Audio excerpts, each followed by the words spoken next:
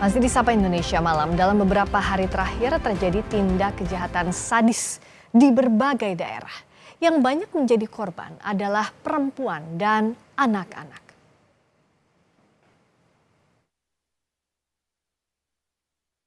Tim gabungan dari Polres Lebak, Polres Cilegon, dan Polda Banten berhasil menangkap 5 pelaku penculikan dan pembunuhan terhadap bocah 5 tahun yang mayatnya ditemukan di Pantai Cihara, Kabupaten Lebak, Kamis lalu. Jenazah bocah 5 tahun tersebut ditemukan dalam kondisi mengenaskan dengan tubuh lebam dan bagian wajah dilakban. Polisi menetapkan 5 tersangka yang salah satunya merupakan sahabat ibu korban. Polisi menyebut motif penculikan dan pembunuhan terkait utang piutang salah satu pelaku dengan ibu korban. Kita sudah mengamankan 5 orang tersangka, ya, baik itu tersangka yang langsung mengeksekusi anak tersebut atau yang juga membantu sampai dengan pembuangan ke lokasi di Lebak. Ya, ada 3 perempuan dan 2 laki-laki. Tersangkanya kebetulan juga dikenal sama ibu korban. Ya, masih ada hubungan pertemanan, kalau keluarga tidak ada. Salah satunya seperti itu, terkait masalah utang piutang. Sebelum muncul kasus pembunuhan sadis bocah di Lebak, Banten ini, masyarakat digemparkan dengan kasus pemerkosaan dan pembunuhan gadis penjual gorengan di Kabupaten Padang Pariaman, Sumatera Barat. Jenazah korban ditemukan terkubur di hutan yang hanya berjarak 1,5 kilometer dari rumahnya. Pelaku yang sempat buron selama 12 hari akhirnya ditangkap saat bersembunyi di sebuah rumah kosong. Pelaku merupakan residivis kasus pencabulan dan kasus narkoba. Bersangkutan hari ini memerkosa, bahkan tidak ada niat ingin membunuh, tapi akibat dari itu kemudian tersangka melakukan perkosaan dan akhirnya menyeret korban dan luka-luka yang ada di tubuh korban itu dugaannya memang dari seretan itu karena jaraknya cukup jauh dan dia melakukan sendirian, itulah yang berakibat kematian.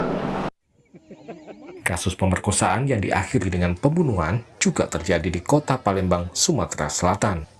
Korban adalah anak perempuan penjual balon yang berusia 13 tahun. Sedangkan pelakunya 4 orang yang semuanya masih di bawah umur atau di bawah usia 17 tahun. Dari beberapa kasus kejahatan sadis tersebut, korbannya merupakan perempuan dan anak-anak. Kasus kejahatan yang terjadi akhir-akhir ini menunjukkan ruang aman terutama bagi perempuan dan anak makin menyempit. Tim Liputan, Kompas TV. Kasus kejahatan akhir-akhir ini makin sadis. Sebagian besar korbannya adalah anak-anak dan perempuan. Apa yang terjadi di masyarakat kita? Benarkah ruang aman bagi perempuan dan anak makin sempit? Kita ulas masalah ini bersama dengan pengamat sosial Devi Rahmawati dan Kadif Humas Polri periode 2015-2016 Irjen Purnawirawan Anton Carlian. Selamat malam Mbak Devi, Pak Anton. Selamat malam, Pliska. Selamat malam. Saya ke Mbak Devi dulu. Apa yang kita baca dari kasus di Lebak, lalu di Padang Pariaman dan Palembang, ada fenomena apa sehingga kejahatan ini kita lihat berturut-turut terjadi dengan motif yang berbeda-beda dengan sadis pula? Catatan dunia paling tidak menunjukkan 30 tahun terakhir membuktikan bahwa ternyata memang rumah atau lingkungan sosial terdekat bagi anak dan perempuan justru tempat paling berbahaya. Bahkan data dunia menunjukkan setiap 11 menit ada anak dan perempuan yang dibunuh di dunia.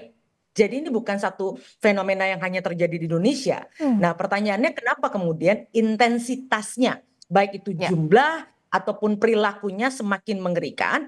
Ada beberapa penelitian yang mencoba mengungkap hal tersebut. Pertama, sebenarnya sejak 70 tahun lalu sudah banyak sekali penelitian yang menunjukkan perilaku agresif itu ditularkan salah satunya lewat apa yang dikonsumsi oleh jiwa seseorang lewat media. Kalau dulu ketika masih hanya ada televisi yang maksimal orang itu mengakses 2-3 jam gitu ya, dan itu juga bergantian, sedangkan hari ini dengan adanya digital orang bisa mengakses bahkan 26 jam sehari. Artinya Ya. tidak berhenti. Ini membuat setiap orang yang kemudian menonton tayangan agresif, terutama kelompok rentan yaitu anak dan remaja, akan melihat kekerasan bukan lagi menjadi perilaku luar biasa. Karena bagi anak dan remaja yang secara biologis otaknya itu baru berfungsi secara sempurna pada usia 24 tahun, tapi itu juga syarat dan ketentuan berlaku. Ya. Artinya dia tidak mengenal kekerasan, gizinya bagus dan sebagainya, Ya. akan sangat sulit membedakan apa yang dia lihat di layar handphonenya itu dengan realita yang ada. Sehingga bagi anak-anak ketika dia menghadapi persoalan, maka rujukannya adalah kekerasan karena itulah Yang yang dikonsumsi mereka setiap hari ya. dapatkan. Betul. Nah, dari sisi Pak Anton, dari penegak hukum, tentu kita tidak ingin penindakan ini terjadinya setelah ada kasus seperti ini. Tapi bagaimana ruang aman ini diberikan? Salah satunya dari polisi misalnya, agar anak perempuan terutama dari beberapa kasus yang kita ambil tadi yang banyak terjadi ini bisa lebih terlindungi. Baik, terima kasih. Makanya di Indonesia sekarang ini ada Undang-Undang Perlindungan Perempuan dan Anak. Justru kenapa hal itu terjadi? Kalau kita lihat sebab-sebab secara umum itu antara lain di sini satu, masalah lingkungan. Lingkungan ini sangat berpengaruh sekali. Apalagi sekarang tadi disampaikan bahwa IT ini bisa diakses ya sangat mudah sekali. Dan sekarang pun juga banyak berkembang lingkungan-lingkungan yang bernuansa kekerasan. Seperti adanya geng-geng motor dan lain-lain. Selain dari media sosial. Di samping itu kurangnya pendidikan. Karena pendidikan sekarang ini terutama pendidikan keluarga dan pendidikan hukum ini dirasa sangat kurang. Karena hanya orang-orang yang jurusan hukum saja yang paham dengan hukum. Ya. Dan ketiga pun juga adalah hukuman yang kurang tegas dan hukuman itu sendiri ya tidak berat gitu kan. Sehingga bagi para pelaku ini sendiri ya menganggap bahwa ketika berbuat kejahatan paling dihukum sekian.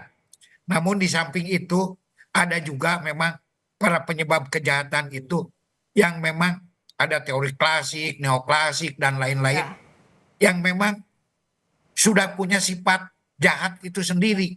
Bahkan ada yang mentalnya juga terganggu seperti psikopat dan lain-lain.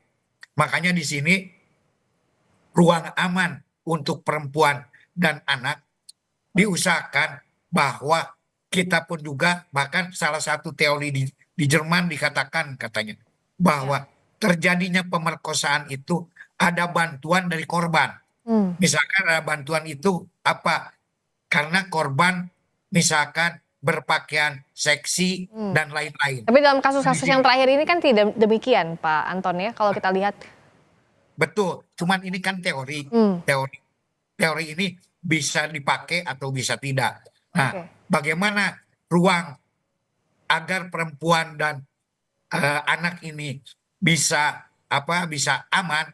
Memang seperti di Jepang. Di Jepang itu kan ada misalkan bantuan untuk 111. Nah, ini sudah menjadikan satu sosialisasi yang umum. Di sini kalau masyarakat kena kejahatan masih bingung harus menghubungi. Ya, emergency call-nya itu kita belum punya ke sana ya sistemnya. Emergency call-nya itu harus jelas. Dan juga diharapkan kepada perempuan, anak, sebetulnya budaya Indonesia sudah mendukung agar kalau keluar itu jangan sendiri. Dan anak-anak pun juga agar selalu dijaga. Dan apabila ada sesuatu, datangi petugas keamanan, baik Polri maupun TNI. Ya, namun ya namanya juga kejahatan itu kan tidak bisa dibasmi. Betul. Hanya bisa ditekan. Nah, ini mungkin ruang aman bagi perempuan dan anak. Ya sekarang mari juga masyarakat pun juga sama-sama untuk mengawasi. Seperti dulu Ya. masalah KDRT, suami misalkan menganiaya istri. Dilakukan jikalau misalnya tadi ada lingkungan yang dianggap tidak aman dan aman ini kan jadinya sumir. Misalnya pelaku kejahatan dalam kasus-kasus yang saya sebutkan tadi itu justru orang terdekat. Ada sahabat ibunya misalnya atau ada yang bahkan 500 meter dari rumahnya. Nah, bagaimana untuk mewaspadai ini, apa yang bisa dilakukan agar kita lebih berhati-hati lagi terutama untuk perempuan dan anak, Mbak? Mbak, angka statistik dunia menunjukkan bahkan memang di dalam rumah sendiri sudah tidak aman. Ini yang perlu diperhatikan. Bahkan di dalam rumah sendiri. Bahkan itu angka dunia ya, bukan hanya Indonesia. Ya. Jadi kalau yang 500 meter atau orang lewat itu sebenarnya relatif lebih jarang. Justru biasanya ada di dalam rumah. Nah, oleh karenanya sebenarnya kita bisa kembali kepada kearifan sosial kita. Bagaimana pimpinan tertinggi seperti RT RW yang betul-betul mengenal warganya itu mengaktifkan lagi komunikasi warga. Kita tahu masyarakat kita tidak terbiasa untuk melakukan komunikasi langsung atau lugas dengan menegur. Maka fungsi dari RT RW atau nanti di setiap daerah tentu namanya beda-beda, ada kepala jorong, ada kepala desa dan sebagainya. Itu kemudian memfasilitasi ketika kita merasakan ada kecurigaan di tetangga kita. Tapi sekali lagi kecurigaan tersebut bukan atas dasar ingin melakukan labeling, stereotip atau gosip, tapi kita ingin memastikan lingkungan sosial kita menjadi aman. Kalau kita melihat ada potensi-potensi berbahaya, misalnya sederhana, udah sering mendengar seperti barang pecah atau teriakan-teriakan. Nah, ini kan bisa dilakukan mediasi awal, diendus lebih awal oleh ketua RT atau RW. Ketika ketua RT atau RW juga merasa secara mental tidak mampu, tidak punya keterampilannya, maka bisa meminta pertolongan aparat kepolisian.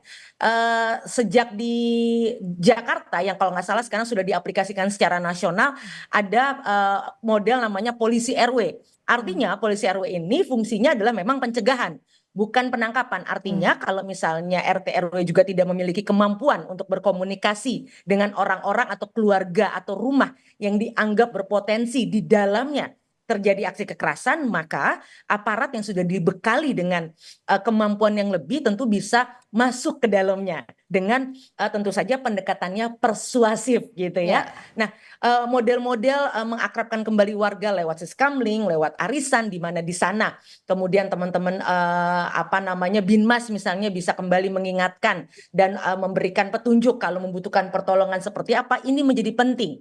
Karena angka bahwa sekitar hampir 60% kekerasan dilakukan di rumah itu sebenarnya angka yang belum sesuai dengan realitasnya. Karena ini adalah perilaku senyap yang hampir tidak mudah bagi perempuan dan anak untuk melaporkan kejadian yang menimpa mereka. Karena satu, biasanya perempuan dan anak memiliki ketergantungan terhadap pelaku kejahatannya. Sehingga bagi mereka ketika mereka mengadukan ini dan pelaku kekerasan tersebut ditangkap misalnya, maka mereka akan kehilangan gantungan hidup. Jadi ini persoalan yang sangat kompleks. Ya, nah Pak Anton bagaimana tadi misalnya takut melapor karena bergantung hidupnya justru ke pelaku misalnya atau ada takut stereotip dari lingkungan. Bagaimana penegak hukum selama ini memfasilitasi menjembatani ini untuk melindungi perspektif korban? Saya kira masalah perlindungan perempuan dan anak ini kan sudah masuk ke dalam ranah serious crime. Jadi kejahatan yang serius. Jadi bagi polisi tidak ada ampun sekarang ini justru untuk melindungi perempuan dan anak tersebut. Dan untuk ruang aman ini sendiri sebetulnya di kepolisian itu ada yang dinamakan program community policing. Community policing itu yaitu agar masyarakat itu lebih peduli terhadap lingkungannya. Kalau dulu zaman Pak Kapolrinya Pak Anton Sujarwo itu namanya Binmastra, di mana setiap 10 orang tetangga itu harus saling mengawasi satu sama lain, harus apa nama-namanya, bahkan kalau kemanapun juga harus saling peduli, itu Binmastra. Bahkan kalau sekarang ini agar setiap kejahatan ini bisa termonitor, kan sekarang ini ada CCTV, bahkan kita ada sistem yang namanya itu panic button. Panic button itu apa? Yaitu suatu tombol darurat begitu ya? Ditekan itu bisa terhubung dengan pos keamanan, baik pos keamanan setempat, satpam, maupun pos kepolisian terdekat, pospol maupun pos kepolisian di polsek. Itu dengan sistem panic button. Jadi itulah eh, sarana-sarana keamanan yang disediakan oleh Polri. Namun ini pun juga kan kadang-kadang bisa berjalan, kadang-kadang Tidak tidak juga ya. berjalan.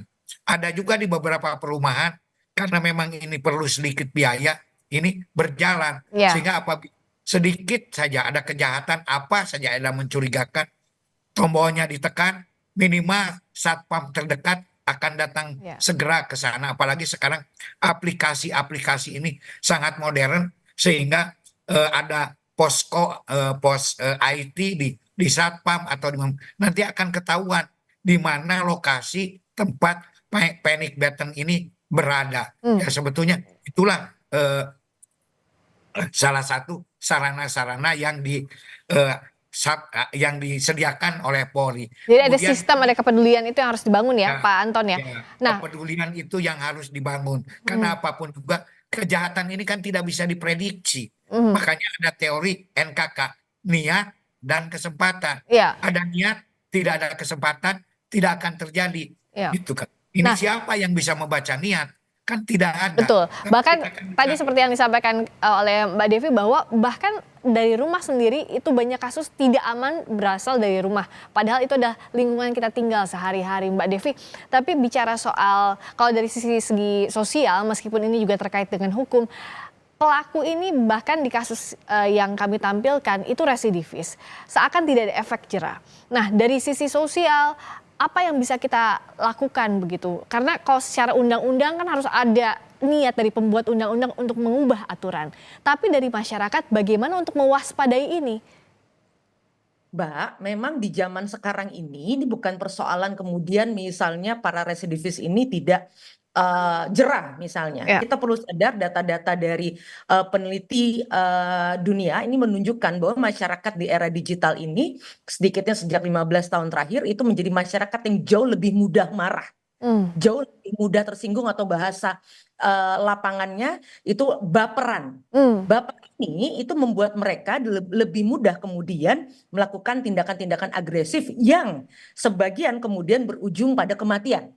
Ada banyak kejadian agresif yang kemudian tidak naik ke media karena memang tidak ekstrim. Artinya orangnya punten, tidak ada jatuh korban jiwa. Tapi sebenarnya perilaku masyarakat sekarang sangat Agresif. eksplosif sekali. Kenapa? Karena riset-riset lain menunjukkan dari Amerika, Inggris, Belanda, Jerman menunjukkan bagaimana tayangan-tayangan digital ini membuat masyarakat atau kita semua yang menjadi penikmat konten media sosial itu mudah marah karena satu hal, antara apa yang ditampilkan dengan kenyataan hidup kita sehari-hari itu berbeda jauh. Kesenjangan inilah yang membuat kemudian secara mental manusia-manusia digital itu jauh lebih lemah. Artinya lemahnya ada dua, kalau mereka sangat lemah dan pasif maka banyak yang kemudian memilih bunuh diri misalnya. Tapi kayak yang agresif, dia akan melakukan tindakan agresif ketika dia melihat bagaimana ada orang yang terus-menerus hidup dalam kenikmatan, tapi realitasnya dia bekerja juga tidak, Ya. dia kelaparan. Nah, itu ketika dia harus mendekatkan antara harapan dia dengan kenyataan, maka perilaku-perilaku agresif menjadi salah satu jalan keluar yang mereka tempuh. Terakhir Pak Anton, apa yang bisa dilakukan kalau dari sisi penegak hukum agar masyarakat ini bisa diayomi dengan baik? Kalau efek jera kan ini agak kompleks karena tadi saya katakan bahwa harus diubah undang-undangnya, misalnya pelakunya anak itu akan lebih kompleks lagi karena tidak bisa dihukum secara keras begitu. Nah, apa yang bisa dilakukan dari sisi penegak hukum untuk mengayomi masyarakat dalam kondisi seperti ini? Saya kira lebih memaksimalkan tindakan-tindakan preemptif dan tindakan-tindakan edukatif kepada masyarakat, yaitu bagaimana istilahnya itu bahaya-bahaya kejahatan. Namun demikian juga ini polisi pun juga tidak bisa berjalan tanpa adanya respon dari masyarakat itu sendiri. Karena yang paling bagus itu adalah adanya pendidikan. Sementara pendidikan yang paling bagus adalah pendidikan di lingkungan keluarga dan pendidikan agama. Karena ketika berbicara pelanggaran hukum atau mental disorder dan yang lain-lain, ini kan menyangkut masalah niat. menyangkut masalah kejiwaan. Apabila seseorang punya pendidikan yang lumayan, yang bagus, kemudian punya jiwa keagamaan juga yang bagus, itu insya Allah itu akan terhindar dari masalah kejahatan. Jadi di sini harus saling, ya istilahnya saling merupakan satu sistem antara masyarakat, keluarga, dan juga kepolisian. Inilah yang harus kita tingkatkan. Tindakan preemptif yang maksimal. Tindakan preemptif yang maksimal, sama-sama bahu-membahu kita bangun kepedulian sosial. Terima kasih Mbak Devi Rahmawati, pengamat sosial. Terima kasih Pak Anton, Irjen Purnawirawan Anton Carlian, Kadif Mas Polri periode 2015-2016. Terima kasih, selamat malam. Selamat malam. Berikutnya saudara, kami kembali dengan sorotan dari dunia politik. Sinyal pertemuan antara Ketua Umum Partai Gerindra sekaligus Presiden terpilih Prabowo Subianto dengan Ketua Umum PDI Perjuangan Megawati Soekarno Putri masih bergulir. Lantas, akankah dari pertemuan itu nantinya PDIP bisa berkoalisi dengan Kim Plus? Sesaat lagi.